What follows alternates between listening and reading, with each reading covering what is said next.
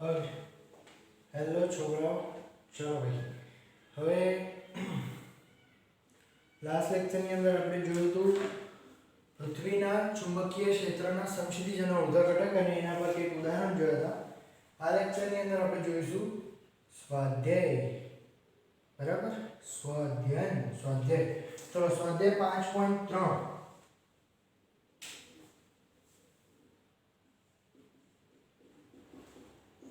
સ્વાધ્યાય 5.3 એમાં એવું આપેલું છે કે એક નાના ગઠિયા ચુંબકને તેની અક્ષ 0.25 ટેસ્લાના નિયમિત બાહ્ય ચુંબકીય ક્ષેત્ર સાથે 30 ડિગ્રી કોણ બનાવે. થીટા બરાબર કેટલા આપેલા છે? 30 ડિગ્રી કોણ બનાવે તે રીતે મૂકતા તે 4.5 × 10⁻² જૂલ જેટલો ટોર્ક અનુભવે છે. એ ટોર્ક કેટલો અનુભવે છે? 4.5 × 10⁻² જૂલ. આટલો ટોર્ક અનુભવે છે. તો ચુંબકની મેગ્નેટિક મોમેન્ટ નું મૂલ્ય કેટલું હશે? ચુંબકની મેગ્નેટિક મોમેન્ટ એટલે મ નું મૂલ્ય પૂછે છે. કોનું મૂલ્ય પૂછે છે? મ નું. બરાબર. આપણને એવું પૂછે છે કે એક નાનો ગઠિયો ચુંબક એને એવી રીતે મૂક્યું છે એક બહારના ચુંબકીય ક્ષેત્ર સાથે કે એની અક્ષ અને આ ચુંબકીય ક્ષેત્ર વચ્ચે 30 ડિગ્રીનો કોણ બને. કેટલો? 30 ડિગ્રી, 30 ડિગ્રી. બરાબર. જ્યારે આવું થાય છે ત્યારે એ ગઠિયા ચુંબક પર લાગે છે ટોર્ક 4.5 × 10⁻² જૂલ. તો આપણને એમ પૂછે છે ટાઉ m થીટા b એમને જોડતું સૂત્ર એક જ, ટાઉ બરાબર mb sin થીટા. તમારે લખવું હોય તો લખી શકો કે ભાઈ ગઠિયા ચુંબકને નિયમિત ચુંબકીય ક્ષેત્રમાં મૂકતા તેના પર લખતું ટોર્ક ટાઉ બરાબર mb sin થીટા. ખબર છે એટલે હું લખતો નથી.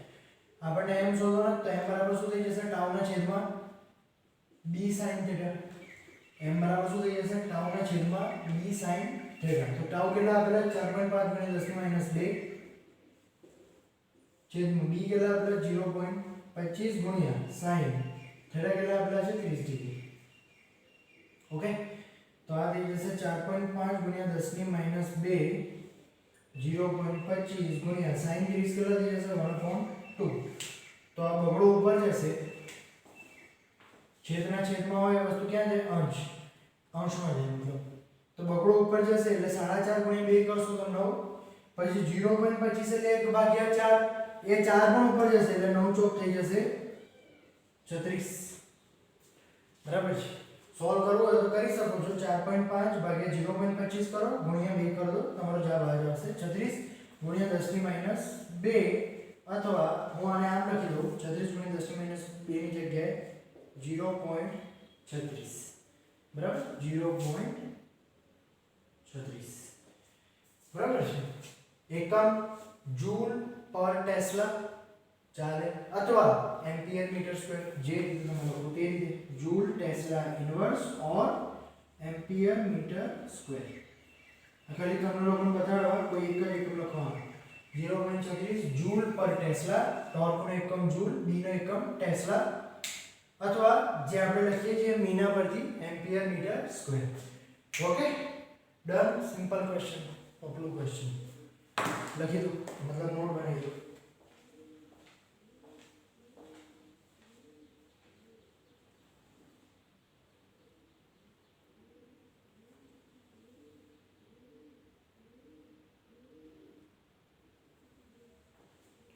ડન.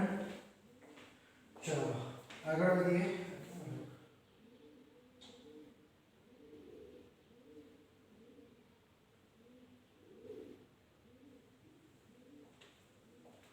ઓકે, ચલો આગળ વધીએ. સ્વાધ્યાય 5.4 ત્રણ તો હવે સ્વાધ્યાય 5.4 જોઈએ.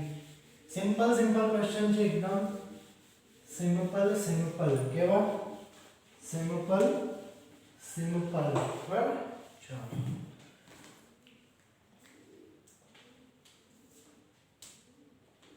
સ્વાધ્યાય 5.4.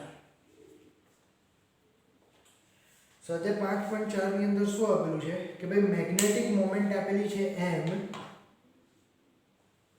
આપણને આપેલી છે મેગ્નેટિક મોમેન્ટ કોઈની m બરાબર 0.32 જૂલ પર ટેસ્લા.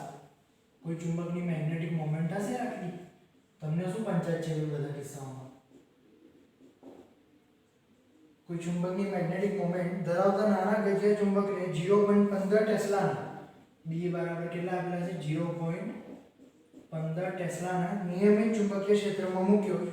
જો ગજિયો ચુંબક આ ક્ષેત્રના સમતલમાં મુક્ત ભ્રમણ કરી શકે તેમ હોય તો તેની કઈ દિશામાંની ગોઠવણી સ્થિર અને અસ્થિર સંતુલન દર્શાવશે? આપણે એ લખવાનું છે. પહેલા દર્શાવવી જોઈએ સ્થિર સંતુલન. પહેલી ગોઠવણી કેવું સંતુલન દર્શાવવી જોઈએ? સ્થિર.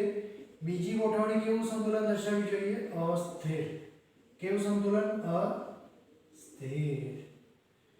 અને દરેક કિસ્સામાં ચુંબકની સ્થિતિ ઊર્જા કેટલી હશે? દરેક કિસ્સામાં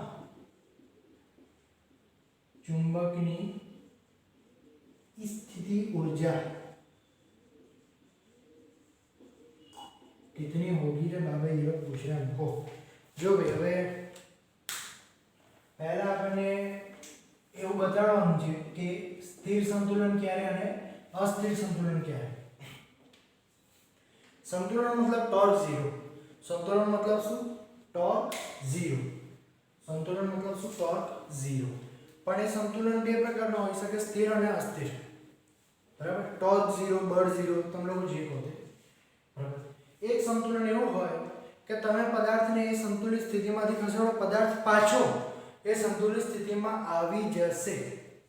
જે સંતુલનની અંદર પદાર્થને એની સંતુલિત સ્થિતિમાંથી ખસેડ્યા પછી પાછો એ સંતુલિત સ્થિતિમાં આવી જાય મતલબ સ્થિર સંતુલન. અને જે સંતુલનની અંદર પદાર્થને એની સંતુલિત સ્થિતિમાંથી ખસેડો પણ પાછો એની સ્થિર સ્થિતિમાં ના આવે, સંતુલિત સ્થિતિમાં ના આવે, એની સ્થિતિ બગડી જાય, સંતુલન એનું હટી જાય તો એ થઈ ગયું અસ્થિર સંતુલન. ફોર એક્ઝામ્પલ, સિમ્પલ એક્ઝામ્પલ, આ પહેલા પણ તમે લોકો જોયું હશે, જો ના જોયું તો જોઈ લો. માની લો કે આ કોઈ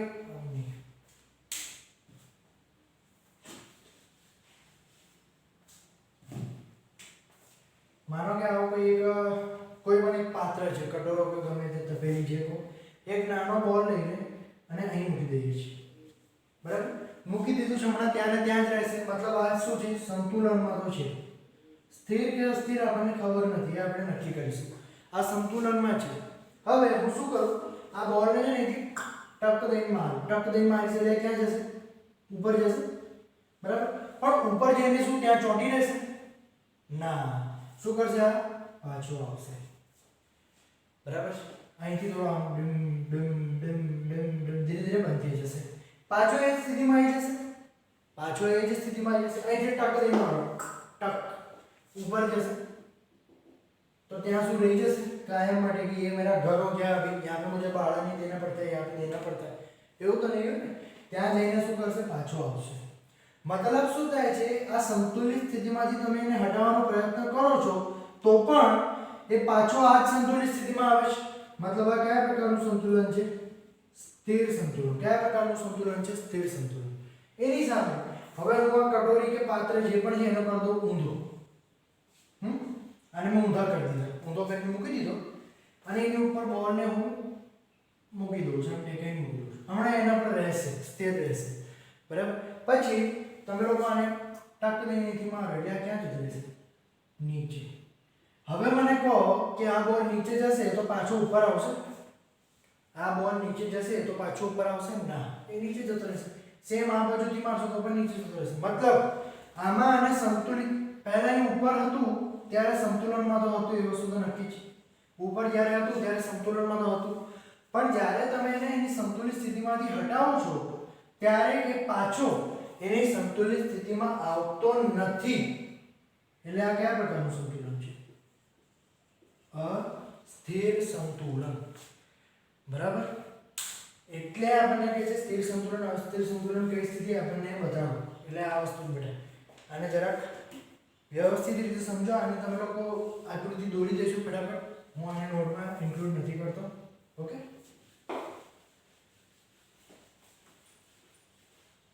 હવે આપણે આવી જઈએ આપણા કેસ પર. આપણા કેસની અંદર શું થશે બેટા? જો લાલ માર્કરનો યુઝ કરીએ. આવું કોઈ નિયમિત ચુંબકીય ક્ષેત્ર છે B.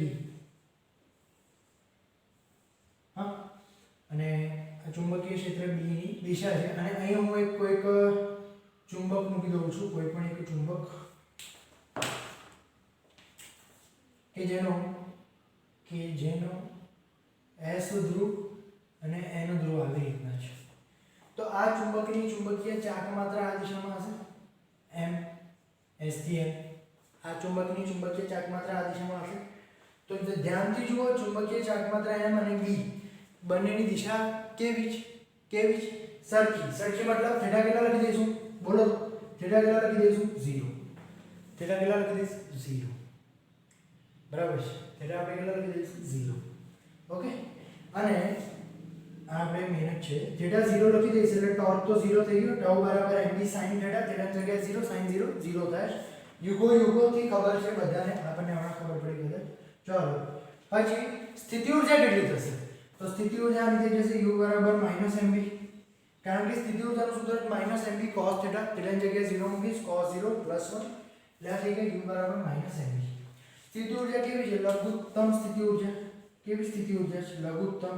તો આ કેવી અવસ્થા છે? મને તમે લોકો કહો તો કેવી અવસ્થા છે? આપણે જોઈ ગયા છે બધી વસ્તુઓ. જો નહીં યાદ આ રહા હે તો तुम लोग अजनी हो. આ કેવી અવસ્થા છે ભાઈ? મહત્તમ સ્થાયી અવસ્થા. કેવી અવસ્થા છે બેટા? મહત્તમ સ્થાયી અવસ્થા. ઓકે, આ મહત્તમ સ્થાયી અવસ્થા છે. એની સામે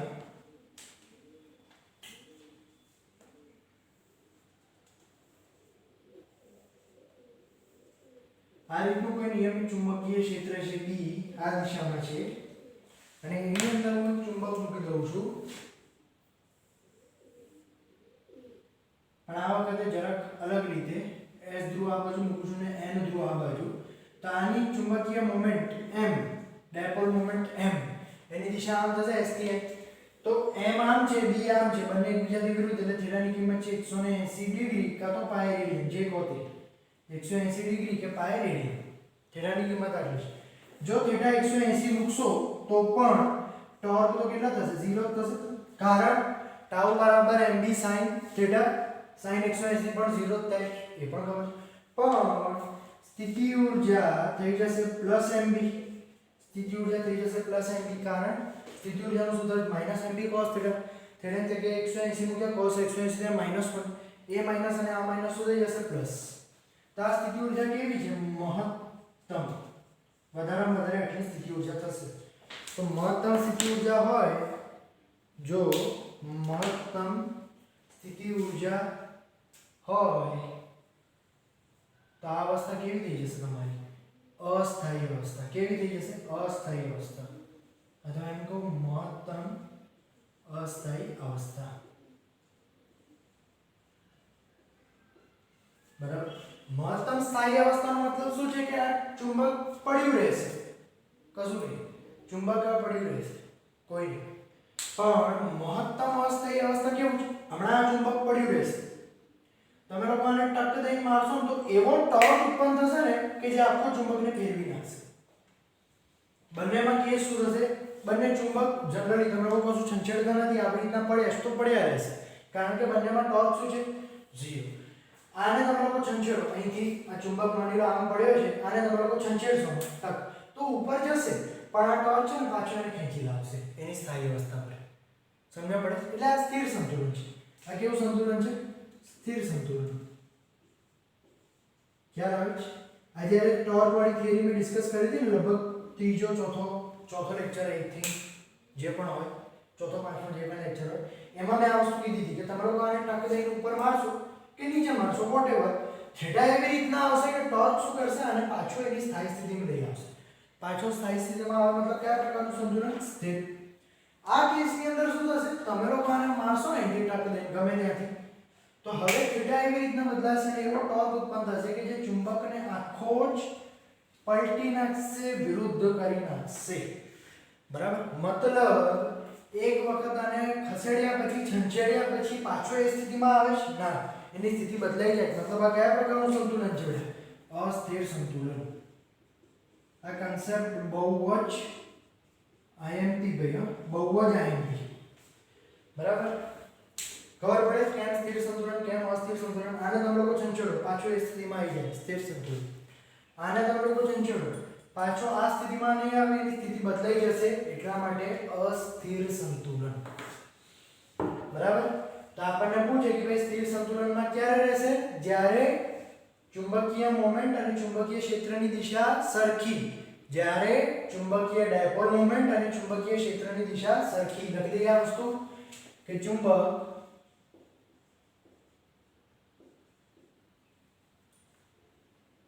સ્થિર સંતુલનમાં રહેવા માટે, સ્થિર સંતુલનમાં રહેવા માટે ચુંબકીય ડાયપોલ મોમેન્ટ, ચુંબકીય ડાયપોલ મોમેન્ટ અને બાહ્ય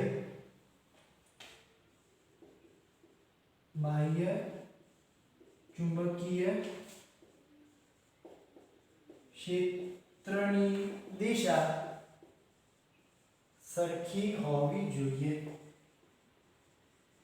બરાબર. બાહ્ય ચુંબકીય ક્ષેત્રની દિશા સરખી હોવી જોઈએ. એવું સેમ અસ્થિર સંતુલન માટે, અસ્થિર સંતુલન માટે m ચુંબકીય ડાયપોલ મોમેન્ટ અને b ની દિશા એકબીજાથી કેવી હોવી જોઈએ ભાઈ? વિરુદ્ધ. એકબીજાથી કેવી હોવી જોઈએ? વિરુદ્ધ. બરાબર. અને નોટ માં તો પછી આપણે સ્થિતિ ઊર્જા ગણી લઈએ બંને કેસમાં.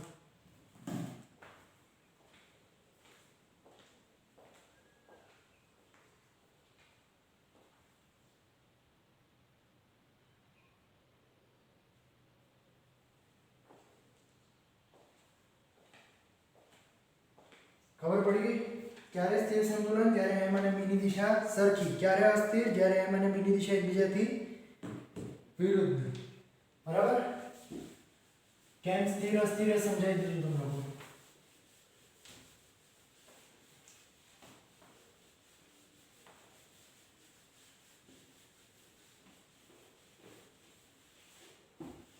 ઓકે. હવે સ્થિતિ ઊર્જા ગણવાની. તો સ્થિતિ ઊર્જાનું સૂત્ર ચલો પહેલા કેસ માટે ગણીએ. પહેલા કેસ a માટે સ્થિર સંતુલન એટલે થીટા બરાબર કેટલા બેટા? 0. તો સ્થિતિ ઊર્જા બરાબર -mb cos 0, અને cos 0 1 એટલે આ થઈ જશે -mb. માઈનસ m કેટલા આપેલા? 0.32 ગુણ્યા b કેટલા આપેલા? 0.15. આ જુઓ કેટલો થાય છે? 0.32 ગુણ્યા 0.15 આ થઈ ગયા 0.048 માઈનસ 0.048 જૂલ. આ સ્થિતિ ઊર્જા પહેલા કેસમાં. એવી રીતે બીજા કેસમાં અસ્થિર સંતુલન માટે થીટાની કિંમત આપણે હમણાં કેટલી જોઈએ? 180 ડિગ્રી. બરાબર.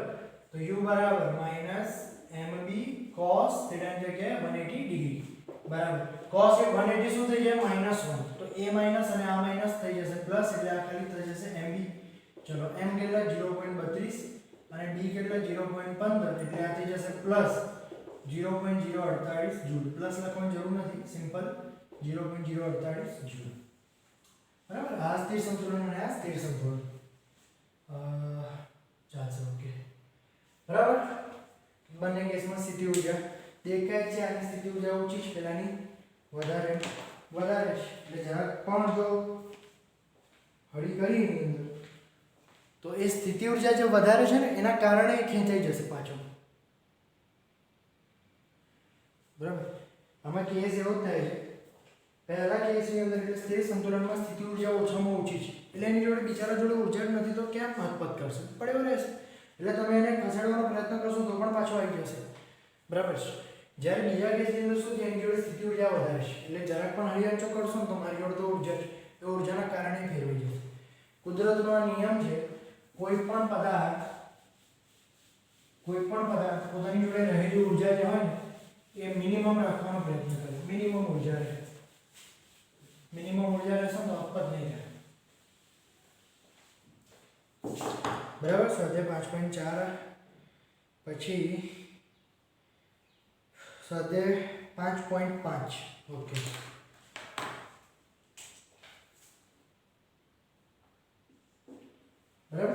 સ્વાધ્યાય 5.5 માં તમને એવું આપેલું છે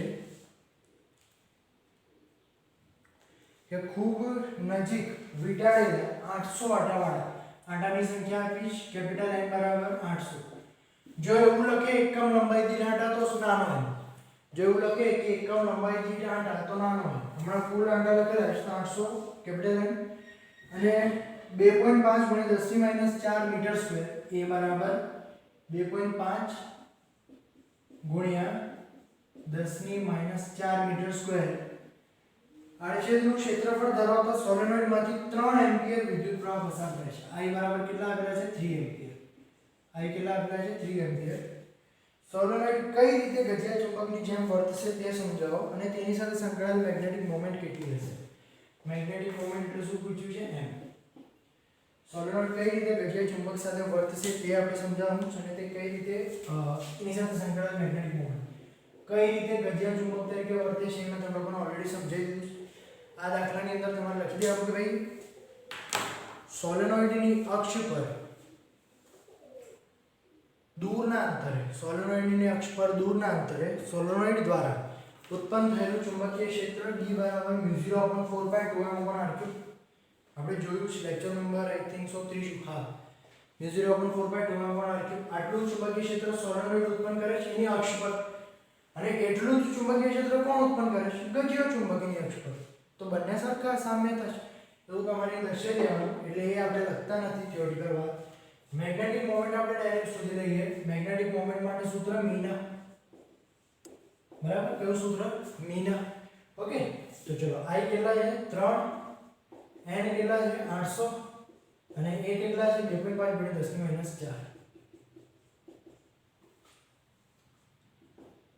M બરાબર થઈ જશે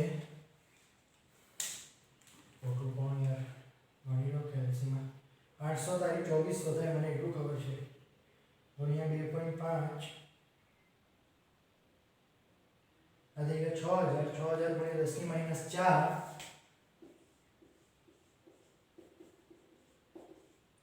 અથવા 1 2 3 and 4 એટલે 0.60 મેગ્નેટિક મોમેન્ટ એટલે ampere metre square. Ampere metre square આટલી હશે સોલેનોઇડની મેગ્નેટિક મોમેન્ટ. બરાબર, કેમ વર્તશે એ સિમ્પલ જ છે, ઓલરેડી તમને લોકોને બતાવી દીધું છે. બરાબર, ઓકે.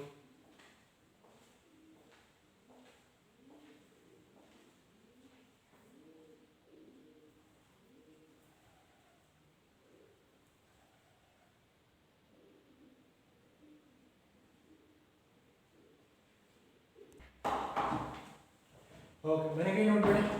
સિમ્પલ જ છે, આમાં કશું છે નહીં. ઓકે,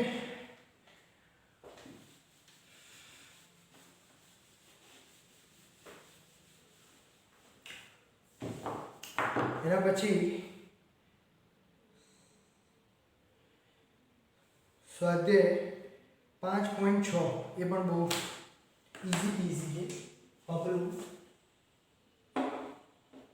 સ્વાધ્યાય 5.6 માં એવું આપેલું છે કે સ્વાધ્યાય 5.5 જે આપણે અભી ગણ્યો એમાં દર્શાવેલ સોલેનોઇડ શિરોડમ દિશામાં મુક્ત ભ્રમણ કરી શકે તેમ હોય. એમાં દર્શાવેલ સોલેનોઇડ શિરોડમ દિશામાં મુક્ત ભ્રમણ કરી શકે તેમ હોય અને સમક્ષિતિજ દિશામાં 0.25 ટેસ્લા જેટલું નિયમિત ચુંબકીય ક્ષેત્ર લગાડવામાં આવે તો જ્યારે સોલેનોઇડની અક્ષ આપેલા ક્ષેત્ર સાથે 30 ડિગ્રી કોણ બનાવતી હોય ત્યારે તેના પર કેટલો બળ લાગતો હશે? સ્વાધ્યાય 5.5 નો છે એટલે m ની કિંમત તમને ખબર છે 0.60 એમ્પિયર મીટર સ્ક્વેર આપણે શોધી હતી અને b આપેલા છે 0.25 ટેસ્લા. આટલા ચુંબકીય ક્ષેત્રમાં મૂકીશું એને. આટલા ચુંબકીય ક્ષેત્રમાં હું મૂકીશ. કેટલા ખૂણે છે સોલેનોઇડની અક્ષ ચુંબકીય ક્ષેત્ર સાથે? 30 ડિગ્રી. તો આપણને પૂછે છે લાગતું બળ કેટલું. સોલેનોઇડની અક્ષ અને નિયમિત ચુંબકીય ક્ષેત્ર b વચ્ચેનો ખૂણો કેટલો? 30 ડિગ્રી. તો આપણને પૂછે છે લાગતું ટોર્ક. લગાડો સૂત્ર ખબર તમને લોકોને. કયું સૂત્ર? ટાઉ બરાબર mb sin થીટા. કયું સૂત્ર? ટાઉ બરાબર mb sin થીટા. ઓકે, તો ચલો m કેટલા આપેલા? 0.60. b કેટલા આપેલા? 0.25. sin થીટા કેટલા આપેલા? 30 ડિગ્રી. તો 0.60 ગુણ્યા 0.25 ગુણ્યા થીટા છે sin 30 થઈ જશે 1/2. બરાબર. તો આ થઈ જશે 0.60 ગુણ્યા 0.25 ભાગ્યા 2 0.075 ટોર્કના એકમ ભાઈ ન્યૂટન મીટર કાં તો જૂલ. 0.075 ન્યૂટન મીટર જેટલો ટોર્ક લાગશે. પાછળ એને લઈ આવશે થીટા બરાબર 0 પર.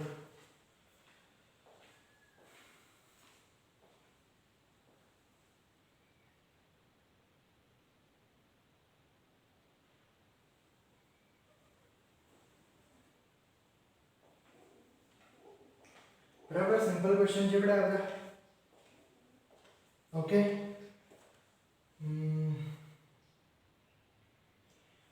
તો આપણે આ વિડિયો સ્ટોપ કરીશું. નેક્સ્ટ લેક્ચરની અંદર થોડા ઓર દાખલા જોઈશું. બરાબર. અને મેગ્નેટાઇઝેશન શું છે એ આપણે જોઈશું. ઓકે.